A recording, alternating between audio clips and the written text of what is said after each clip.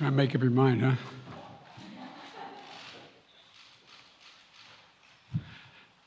Well, good afternoon. Yesterday, Vladimir Putin recognized two regions of Ukraine as independent states.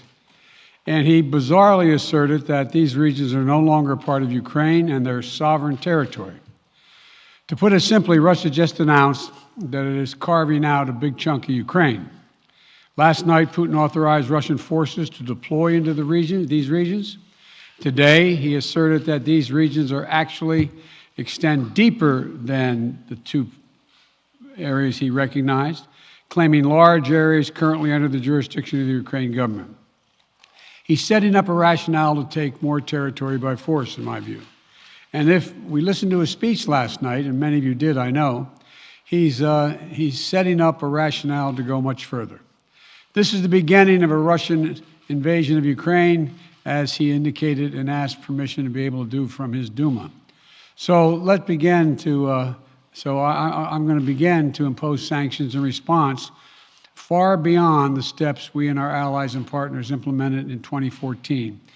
And if Russia goes further with this invasion, we stand prepared to go further as with sanctions. Who in the Lord's name does Putin think gives him the right to declare new so-called countries on territory that belong to his neighbors? This is a flagrant violation of international law and demands a firm response from the international community. Over the last few months, we've coordinated closely with our NATO allies and partners in Europe and around the world to prepare that response. We've said all along, and I've told Putin to his face more than a month ago, that we would act together.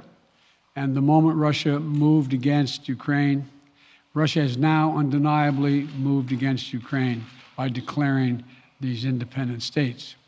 So today, I'm announcing the first tranche of sanctions to impose costs on Russia in response to their actions yesterday.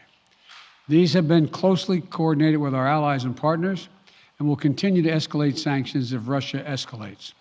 We're implementing full blocking sanctions on two large Russian financial institutions, VEB and their military bank. We're implementing comprehensive sanctions on Russian sovereign debt. That means we've cut off Russia's government from Western financing. It can no longer raise money from the West and cannot trade in its new debt on our markets or European markets either. Starting tomorrow and continuing in the days ahead, we'll also impose sanctions on Russia's elites and their family members. They share in the corrupt gains of the Kremlin policies and should share in the pain as well. And because of Russia's actions, we've worked with Germany to ensure Nord Stream 2 will not, as I promised, will not move forward. As Russia contemplates its next move, we have our next move prepared as well. Russia will pay an even steeper price if it continues its aggression, including additional sanctions.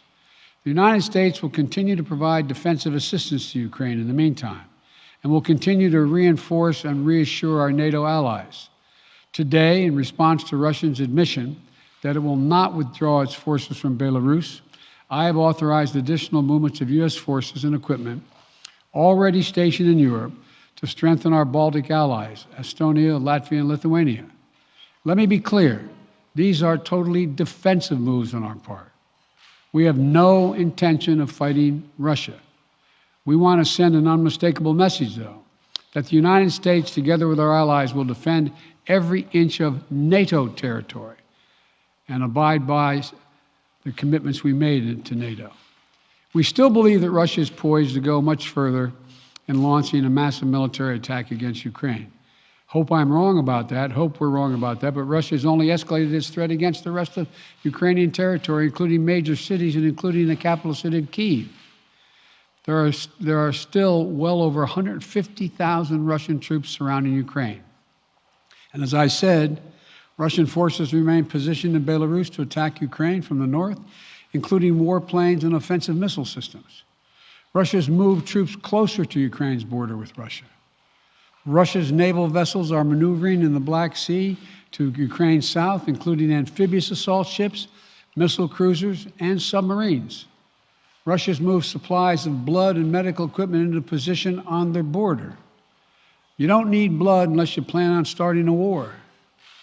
Over the last few days, we've seen much of the playbook that Secretary Blinken laid out last week in the United Nations Security Council come to pass.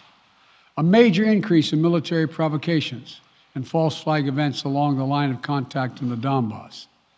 Dramatically staged, conveniently on-camera meeting of Putin's Security Council to grandstand for the Russian public.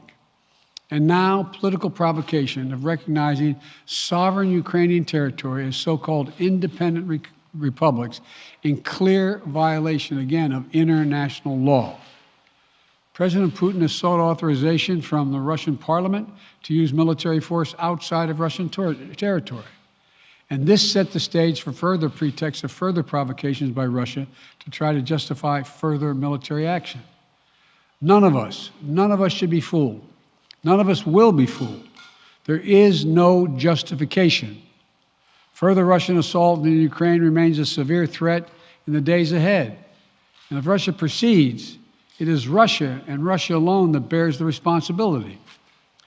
As we respond, my administration is using every tool at our disposal to protect American businesses and consumers from rising prices at the pump. As I said last week, defending freedom will have cost for us as well and here at home. We need to be honest about that. But as we do this, I'm going to take robust action to make sure the pain of our sanctions is targeted at the Russian economy, not ours. We're closely monitoring energy supplies for any disruption. We're executing a plan in coordination with major oil-producing consumers and producers toward a collective investment to secure stability in global energy supplies. This will blunt gas prices.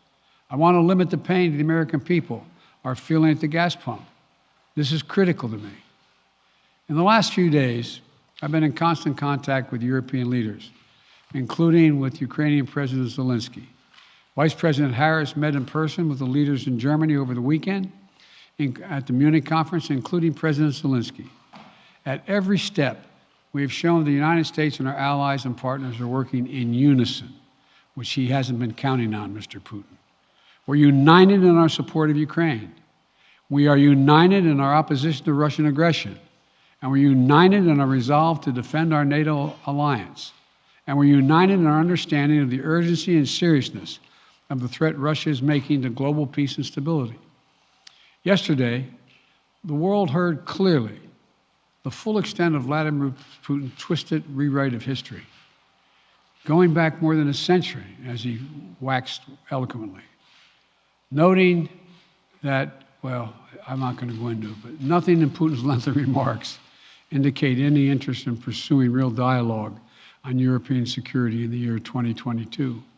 He directly attacked Ukraine's right to exist. He indirectly threatened territory formerly held by Russia, including nations that today are thriving democracies and members of NATO. He explicitly threatened war unless his extreme demands were met. And there is no question that Russia is the aggressor. So we're clear-eyed about the challenges we're facing. Nonetheless, there is still time to avert the worst-case scenario that will bring untold suffering to millions of people if they move as suggested. The United States and our allies and partners remain open to diplomacy if it is serious. When all is said and done, we're going to judge Russia by its actions, not its words. And whatever Russia does next, we're ready to respond with unity, clarity, and conviction. We'll probably have more to say about this as it moves on. I'm hoping diplomacy is still available. Thank you all very much. Sir, are you still open to meeting with Vladimir Putin, sir?